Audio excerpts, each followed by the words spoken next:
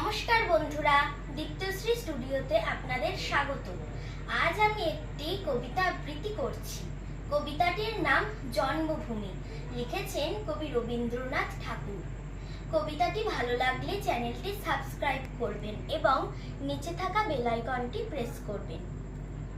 সার্থক জনম আমার, জন্মেছি এই দেশে। সার্থক জনম মাগো, তোমায় ভালোবেসে। জানি নে তোর ধন রতন আছে কিনা রানীর মতন, শুধু জানি আমার অঙ্গ জুড়াই তোমার ছায়ায় এসে। কোন বনেতে জানি নে ফুল গন্ধে এমন করে আকুল, কোন গগনে ওঠে রে চাঁদ এমন হাসি হেসে।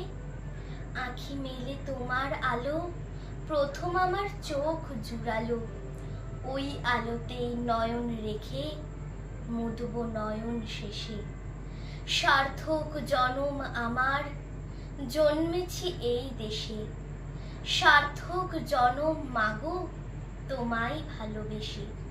নমস্কার।